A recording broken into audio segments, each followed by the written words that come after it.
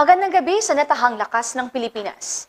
Magandang gabi sa bayanang Pilipino. Isang pagpupugay sa 124 na anibersaryo ng Hukbong Katihan ng Pilipinas. Ako po si Major Luzel Lara at ito po ang Inyong Kawal.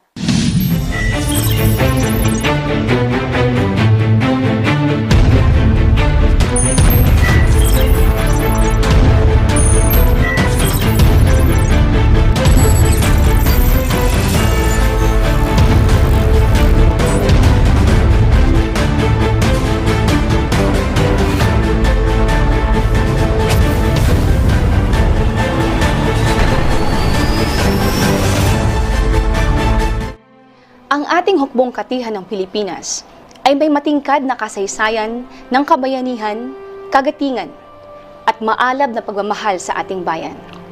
Sa loob ng 124 na taon, naging saksi ang ating hukbong katihan sa anumang hamon, pagsubok at tagumpay ng ating bansa. Ang ating Philippine Army ay naging simbolo na rin ng pag-asa at bagong buhay ng mga tao at komunidad na minsan ay namuhay sa anino ng takot at karahasan. Kaya mga katropa, ngayong gabi, bilang pagpupugay sa lahat ng kasundaluhan, kawani ng Hukbong Katihan ng Pilipinas, makakasama po natin ang isang magiting na kawal. Makakapanayan po natin ngayon ang Commanding General of the Philippine Army, Lieutenant General Jose Kalingasan Faustino Jr.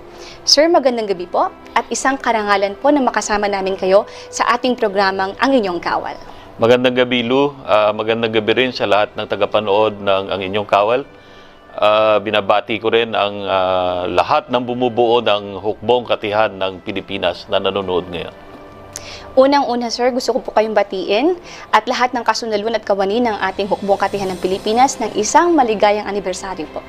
Maraming salamat, Lu. At bagamat ako ay bagong talaga lamang na pinuno ng Hukbong Katihan ng Pilipinas, isang malaking karangalan sa akin ang maging bahagi ng 124 na anibersaryo ng Hukbong Katihan ng Pilipinas.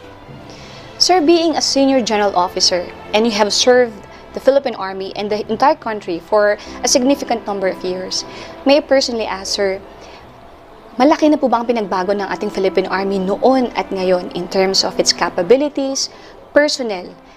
How is the Philippine Army today? Yes, thank you, Lu. The Philippine Army has been into, I should say, a transformation from the time I entered the service more than 36 years ago.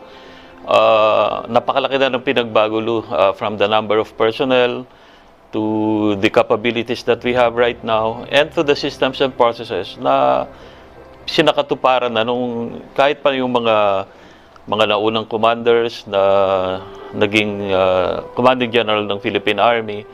At ang masasabi ko siguro kung sa improvement din lang o sa lahat ng proseso na aking nakita simula pa ng aking pagpasok, napakalaki na ng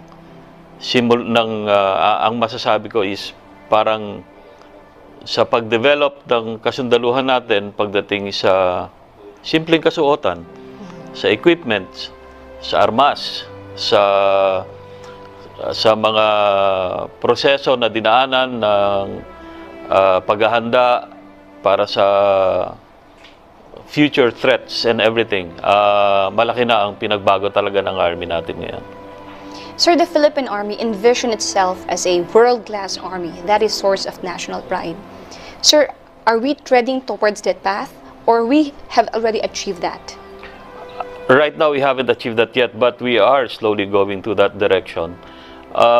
For this year or for the next year, our target is to be a respected army in the region, in Southeast Asia, and I think we're there already. When you say world-class army, ang target natin sa 2028, our target is 2028 to be a world-class army by 2028. We're slowly treading there, and with the capability build-up that we have, with the improvements that we do in our human resource assets, and the modernization that is ongoing right now, and the support of the national government, we're slowly getting into that world-class standard that we want to achieve by 2028. Mga katropa, sa ating pagbabalik, aalamin natin ano ang mga hamon na hinarap at pinagtagumpayan ng ating hukbong katihan. Magbabalik po ang inyong kawal.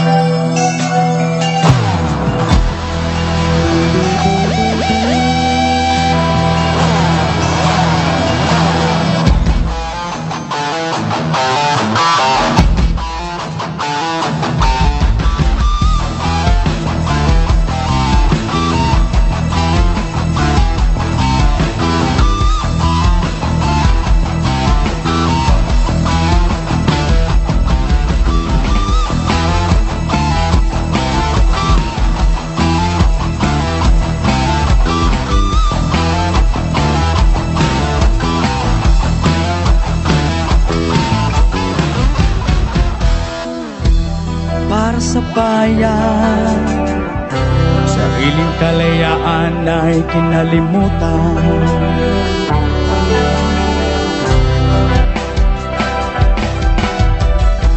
Sana'y upang mapapilan sa hukbo ng sandata. Mahal sa buhay ay nilisan dahil sa pangarap na maglingkod sa inang bayan. Kapayapaan ang bitin, sakripisyo ng bawat sundalo. Buhay ay laging nasa peligro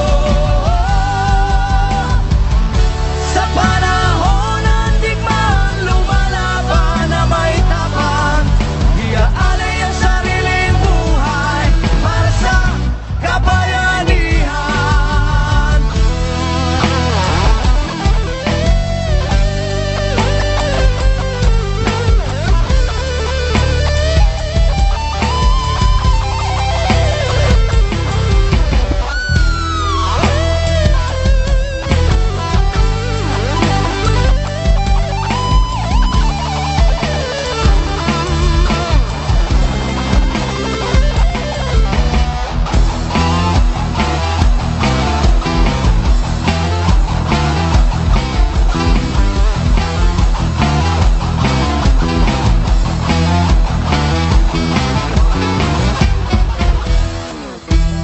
Para sa bayan, sino pa ang tungkulin ay gagampanan?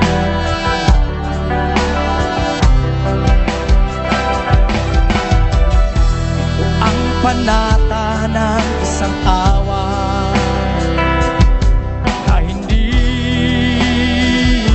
kalilimutan. Hirap at pagod ay lalampasan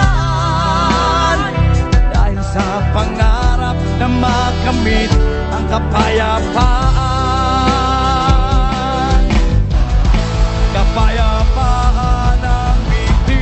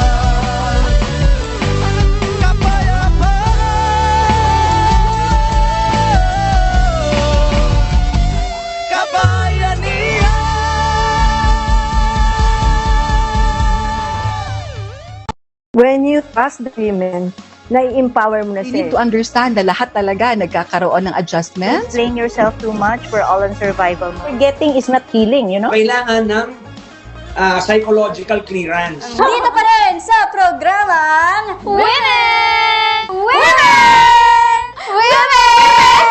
Pampas GV. Yes, pampagal. Good vibes. Ayan.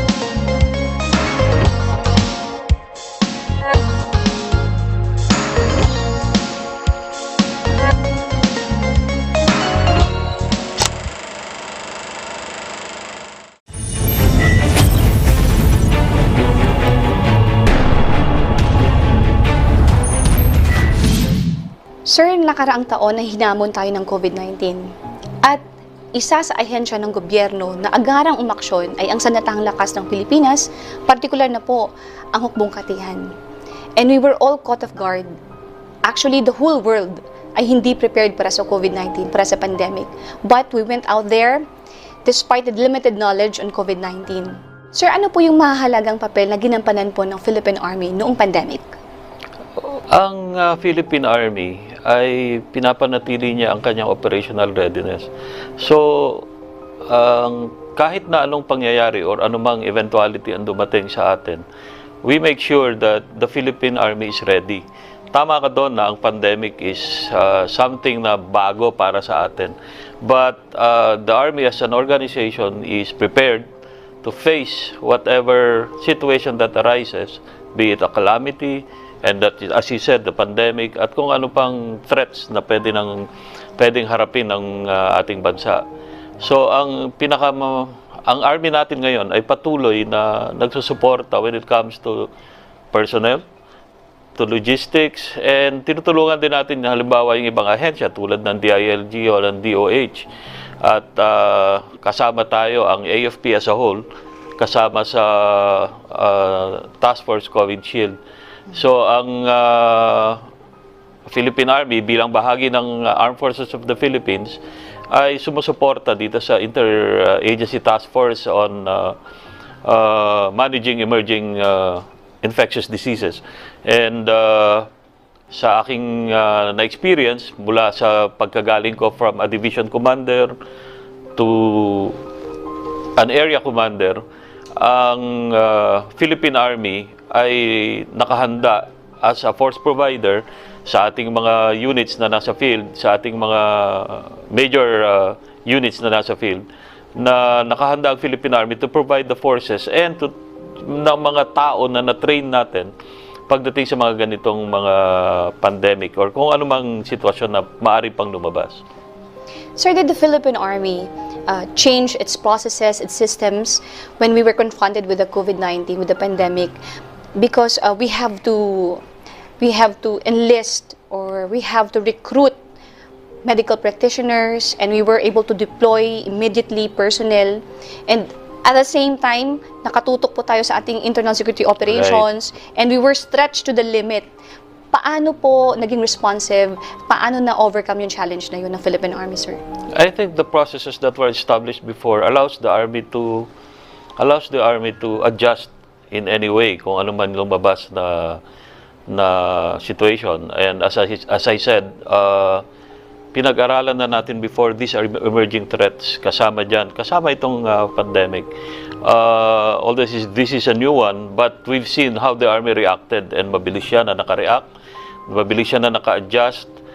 Admittedly, this is the new normal, and the Army adjusted its processes in terms, for example, recruitment. We were able to recruit some medical practitioners, some media practitioners also to help us deal with this pandemic. And of course, yung isang malaking dito ay yung tulong din na pinaabot sa atin ng ibang ahensya, na yun ang ginamit natin, yung expertise din ng ibang ahensya. We get the best practices and we applied it in our organization. During the pandemic, sir, ang Philippine Army has one of the high trust ratings dahil nga andun tayo kagad sa front lines, and there were stakeholders or partners na nagsasabing to address this calamity or to reach out, we became the vessel of blessings. They they particularly trusted the AFP and the Philippine Army because we were trained to react in a particular way in urgent or crisis such as the pandemic.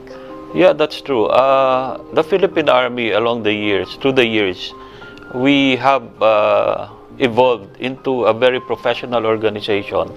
And the high trust rating that we achieve or that we got is a product of so many years of studies, so many years of studying human rights, studying international humanitarian law, and yung convergence that we had enabled us to learn how to deal with such situations na sabi ko nga, hindi mo kayang i-develop in a flick of a finger. You have to study it, you have to adapt it, and admittedly, during the early years ng AFP, particularly during the martial law years, we had a very, very low, probably trust rating or approval rating. That's why it took how many decades before we really, professionalize our army into what the army is now. Ang nakakatuwa nito, anywhere you go, as I've seen when I was assigned in the field, talagang hands-on, nakita ng dalawang mata ko na talagang pag merong mga kalamidad, pag merong mga pangyayari na kailangan ng mabilisan na reaksyon, nandiyan ang army. At kahit ang army ay sabihin natin na hindi volunteer or hindi, the army will always volunteer. But the good thing about this, the local government units and other stakeholders are always there to looking for the army. Please, can you do some things? Can you help us? And the army is always ready for that. And I'm so happy that we've come into a point now that we are so trusted and we really have to maintain that discipline and that professionalism. Sir, bago po natapos ang taong 2020, ay hinamon ulit tayo ng natural calamities. We were in the midst of pandemic and we were also focused on some security concerns. Pero nung nagkaroon ng baha at ng bagyo ng Typhoon Ulysses, ang Philippine Army unang andoon rin agad. Kitang-kita ng mga tao na takot. We gave them comfort, we assured them that we are there for them. Saan po humuhugot ng lakas at ng tatag ang ating mga kasunduluhan? Alam mo, ang army humuhugot ng lakas sa tao din. The mere fact na we are supported by the people, mataas ang ating trust rating. It's really for us to give back to the people. Yes, there is a pandemic and nagkasunod-sunod yung calamity. Sa calamity, sanay tayo eh. Ang army talagang through the years talagang nakaprepare siya. May training tayo dyan. Meron tayong mga units dedicated for calamities and disasters. I think, and even with that, we still perform our internal security operations and we're winning. I can say that we are really winning the war against the threats or to the security threats na ating kinakaharap. Because of as I said, yung na-transform na natin into army into what it is now, na kahit na anong security landscape or security situation ang dumating, nakahanda ang army to face that.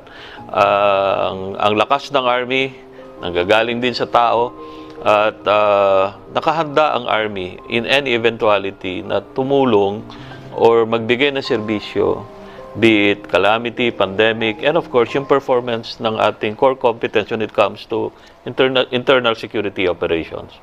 Maraming salamat po, sir.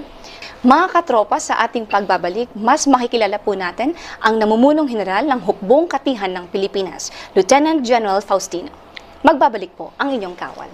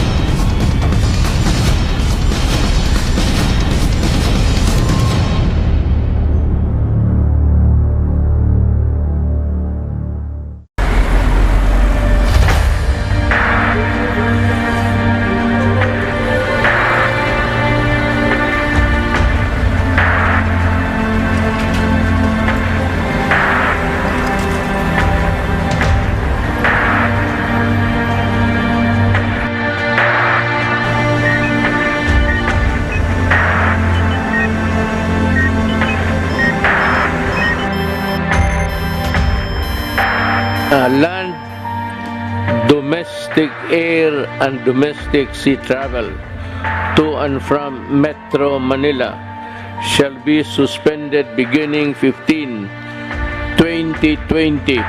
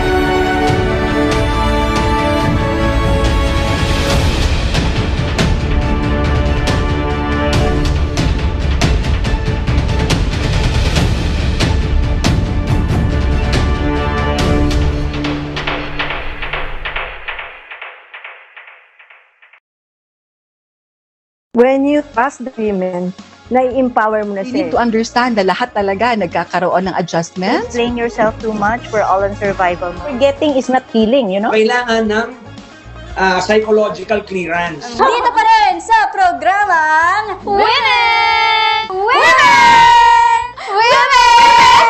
Pampa GV. Yes, Pampa Good Vibes. Ayan.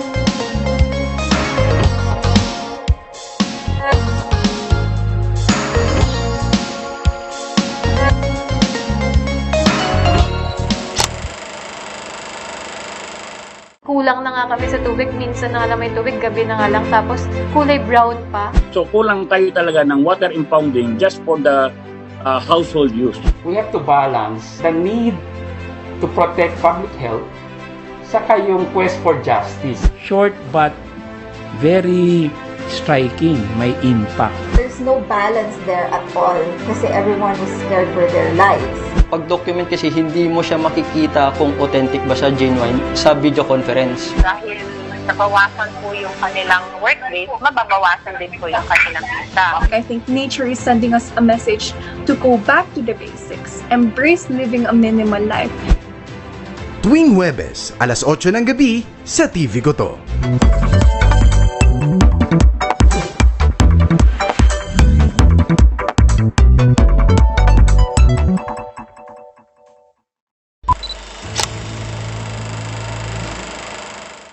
Komprehensibo, eksklusibo, eksplosibo, veterano.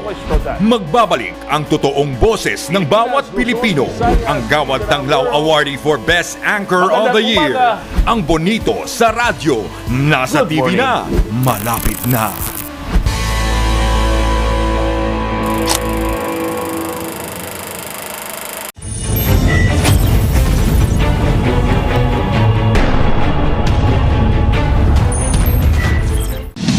Sir, nagtanong-tanong po ako sa mga AFP leaders because unfortunately, I didn't have the opportunity to work with you and under your command.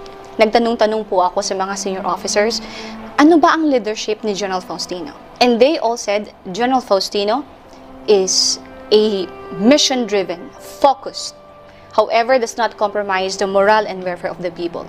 General Faustino is a decisive leader, yet very charismatic. He leads by example. Sir, please indulge us para mabigyan din naman ng inspirasyon kami mga junior officers at lahat ng mga nakatutok sa ating programa. So, what is the brand of leadership of Lieutenant General Faustino? Well, I've been in the service for more than 36 years now. In a few years or in a few months, I'll be retiring. But I didn't stop learning. For me, leadership is don't stop learning. As soon as I joined the Army, different branch of leadership na obserbahan ko lahat yan. From platoon leader up to the level ng area commander and now as the commanding general of the Philippine Army. I never stopped learning. For me, it's like, ang brand ko ng leadership is, before I decide, I really consult. Consultative ako eh. I don't have the knowledge of everything. I don't know everything. I mean, like, you might be the commander. That's why you have staff that will give you all the data, the inputs, the information before you decide.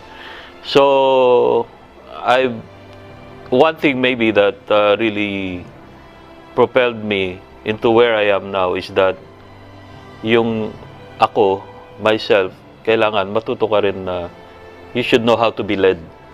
So, para maintindihan mo, malaman mo yung dynamics ng isang, for example, isang unit, isang organization.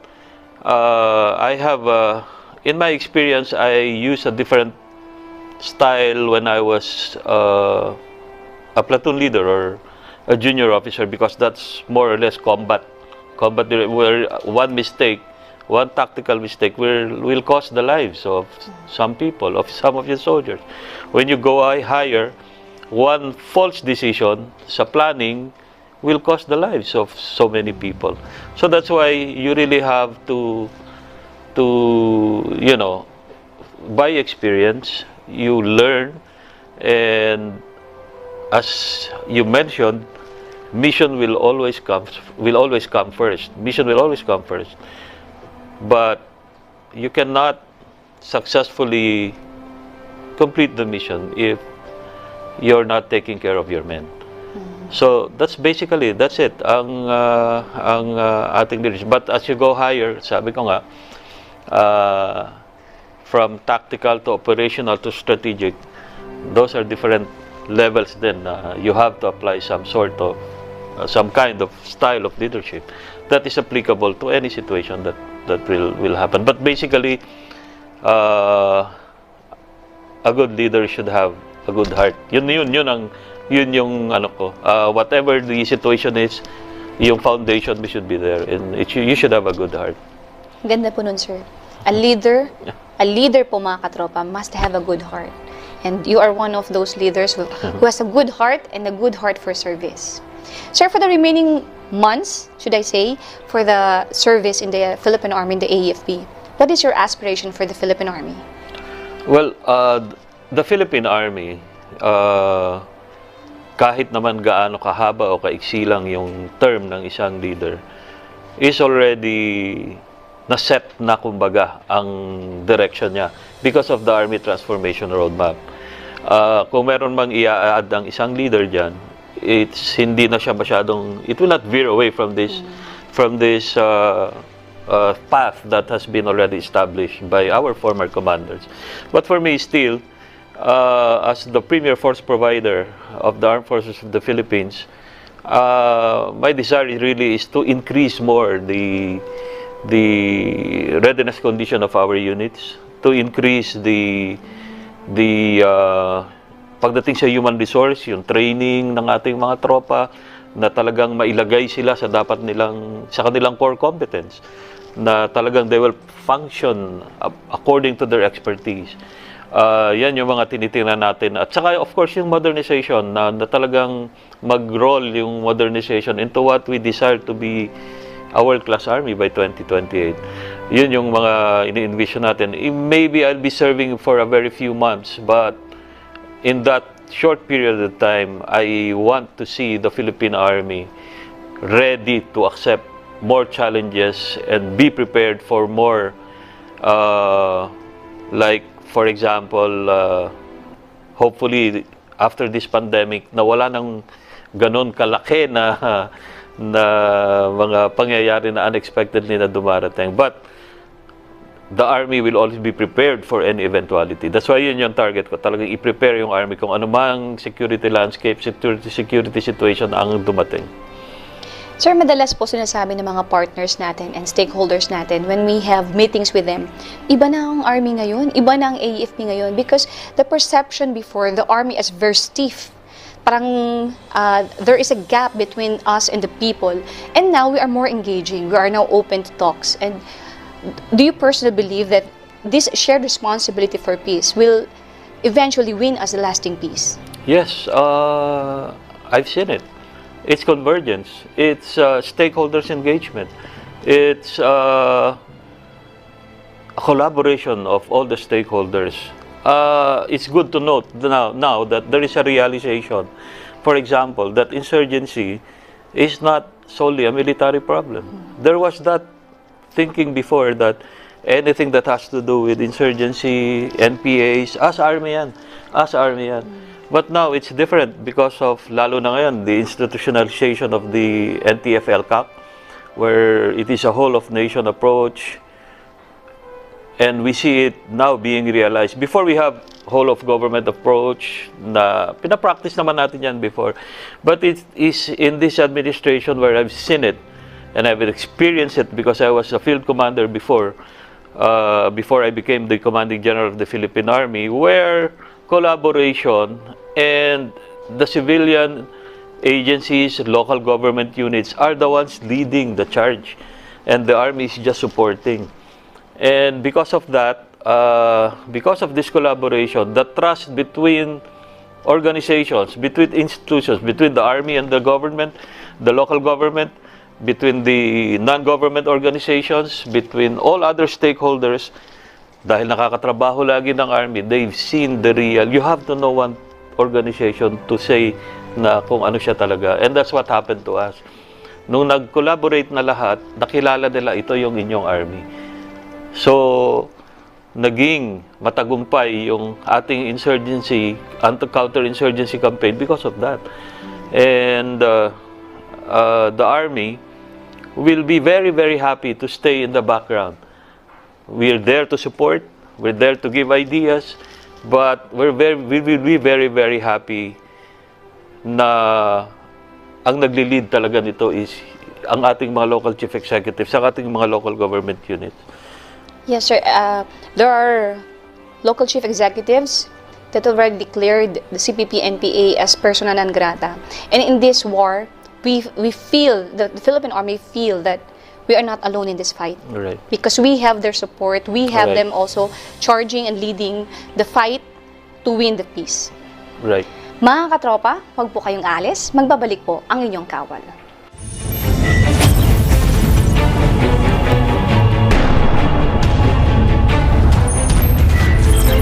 Ako po si PFC Eugene Almojero 915201 Infantry Philippine Army, assigned 62nd IB. Dati akong NPA. Bilang NPA, namumuno ako sa squad at minsan nasa taas na level ng organisasyon. Nandito ako para gusto kong ipakita at iparamdam ang pagiging isang sundalo, kung paano patakbuhin ang buhay at ang paano ipakita sa mga kasama na ang buhay bilang normal at nasa bayan. Pasalamat din ako sa buong Philippine Army, sa hukbong katihan ng Pilipinas na binigyan kami ng chance na magbago at bumalik mismo sa sabak sang gobyerno. Ako si PFC Almojero, ito ang buhay sundalo.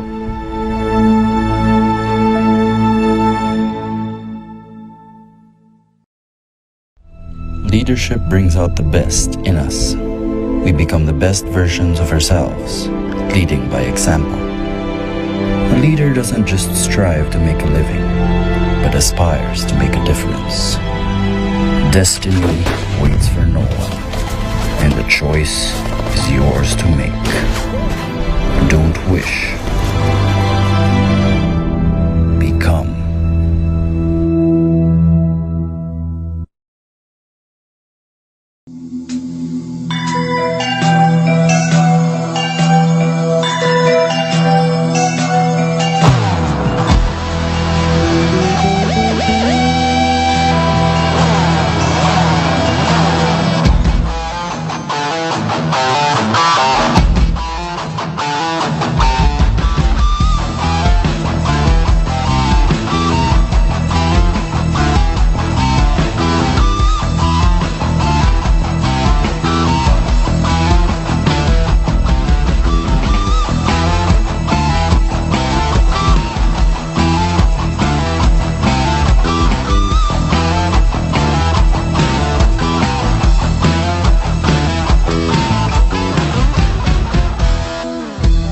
Para sa bayan, sariling kalayaan ay kinalimutan.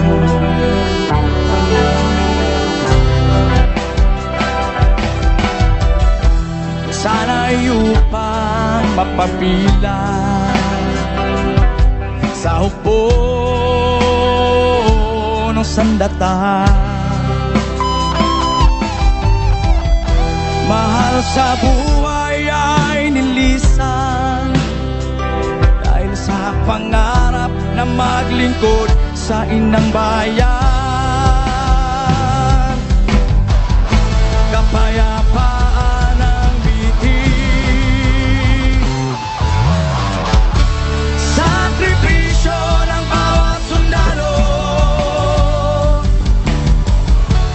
Buhay ay laging nasa peligro sa panahon ng digmaan, lumalaban na may tapang. Iyaan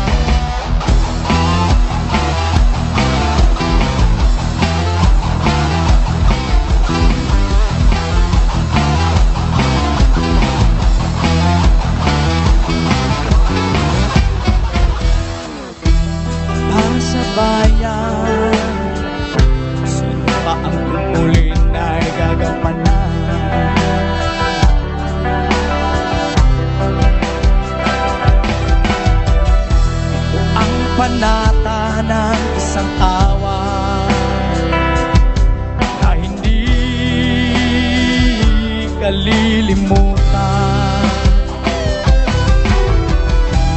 Hirap at pagod ay lalampasan dahil sa pangarap na makamit ang kapayapaan. Kapayapaan ang ibig. Sakripisyo ng bawat sundalo. Buhay ay laging nasa peligro. Sa panahon ng digmaan, lumalaban na may tapang. Iaalay ang sariling buhay para sa kabayanihan. Sakripisyo ng bawat sundalo. Buhay ay laging nasa serbisyo. Sa panahon ng digmaan, lumalaban na may tapang. Iaalay ang sariling buhay para sa kabayanihan. Iaalay ang sariling buhay para sa kabayanihan. Iaalay ang sariling buhay para sa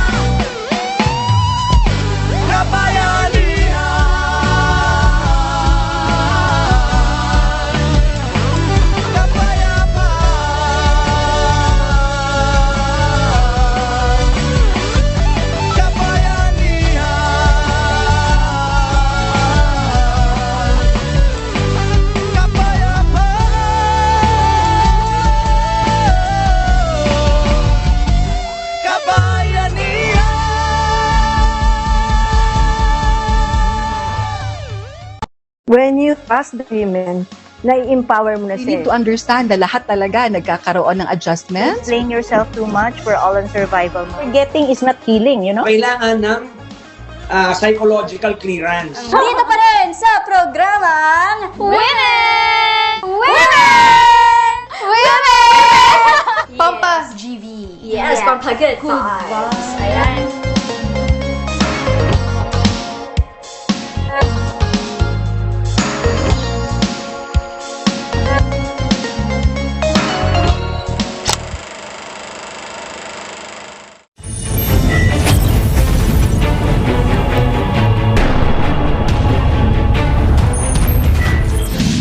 Sir, we've just celebrated the 124th anniversary of the Philippine Army.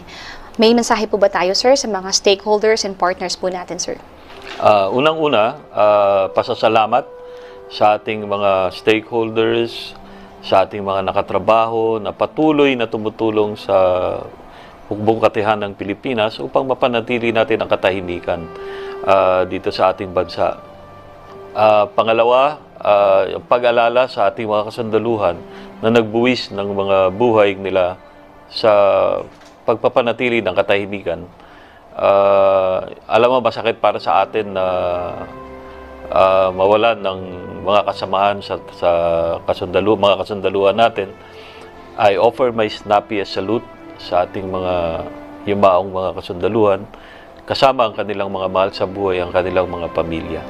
At ang panghuli ay ang isang muling pasasalamat sa ating mahal na Pangulo, Mayor Rodrigo Roa Duterte, sa kanyang walang sawang pagtulong sa ating mga kasundaluhan. Alam natin kung ano na yung mga naibigay na tulong ng ating Pangulo. Siya yung nagbibigay din sa atin ng lakas na alam natin na merong isang pinuno na nasa likuran natin na hindi tayo papabayaan kung kahit na ano pa mang mga pangyayari. Maraming salamat po, sir. Muli, isang karangalan po na makasama namin kayo sa ating programa. More power po sa inyo, sir. Ang iyong leadership is more than just a guidance to us, but an inspiration to every men and women of the Philippine Army. Maraming salamat po, sir. Maraming salamat, Lu. Magandang gabi. Mga katropa, maraming salamat po sa pag-antabay sa ating programa. Sa susunod na Sabado, magkikita po tayong mali. Pilipinas, isang karangalan po na kayo'y aming mapagsilbihan. Ako po si Major Luzelle Lara at ito po ang inyong kawal. AFP, you can trust. What is a soldier? You see them in the news. You see them in video games, in TV, movies, the internet. We see the action, amazed at the equipment, in awe of the skills. But what is a soldier? What lies behind the guns, the bullets, the gear? An ordinary human being, just like you. An ordinary person that will become the country's best, the country's brightest, the country's heart and soul. A nation's servant whose honor is to serve the Filipino people. A protector whose duty is to lead in times of trouble. A noble warrior that has chosen to push themselves to being the best that they can be. An ordinary Filipino, just like you, that has chosen to serve, lead, and whose extraordinary actions can inspire a nation. What is a soldier of the Philippine Army? An ordinary Filipino called to do extraordinary things. A human being with heart and soul. A warrior with a noble code. A protector of our freedoms. A Filipino hero. And you could be one too. A soldier of the Philippine Army. Serve, lead, inspire. Find your calling here. Join the Philippine Army today. Serving the people. Securing the land.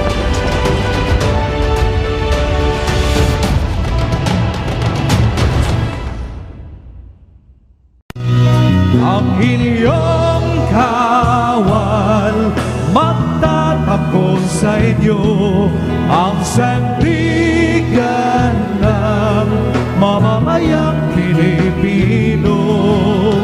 Kagitingan, katapatan, kabayanihan, taglay ng kawal nyo.